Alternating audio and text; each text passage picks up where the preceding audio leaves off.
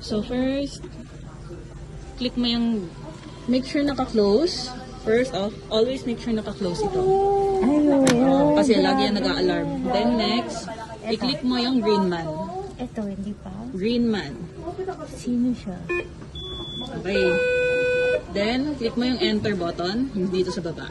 Yes.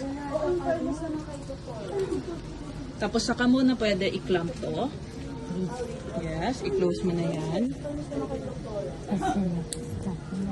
Tapos, andyan sa side yung hook natin.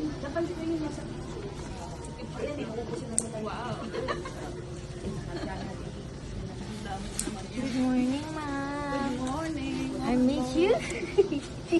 Cute naman natin ngayon. Manas you. So, isama natin ito po sa sa initiation. Kailangan po siya.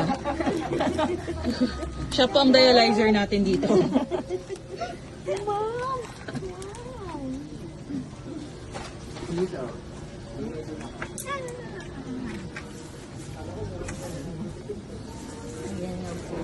Okay, kukonect natin siya.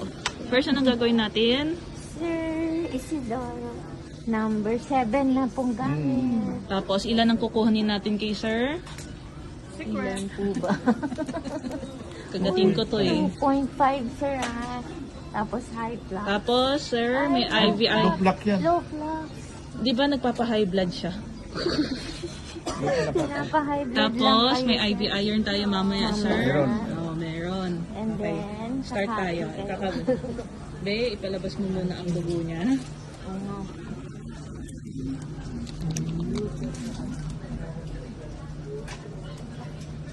Napakahina Wala naman. sugar.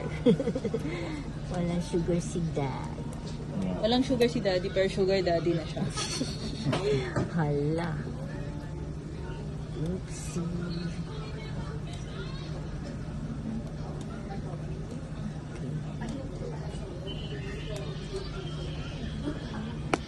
Okay, tapos start na natin.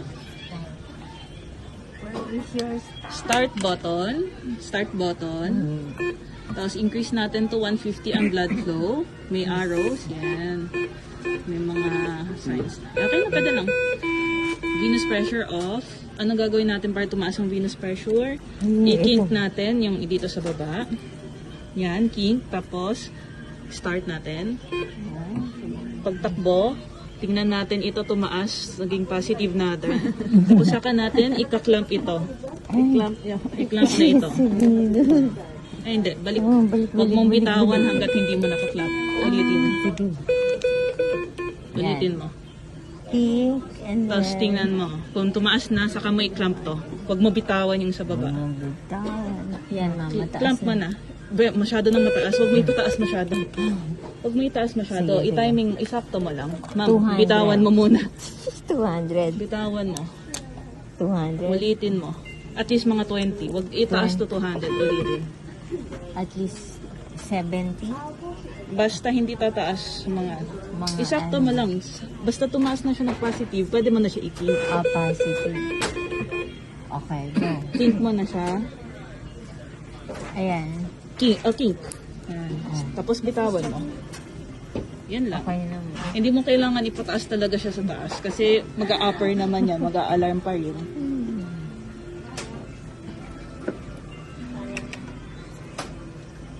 Be, mag-a-alarm yung machine kapag ready na siya i-connect sa patient. Kasi, tingnan mo, wait mo lang. Magna-notify yan sa'yo.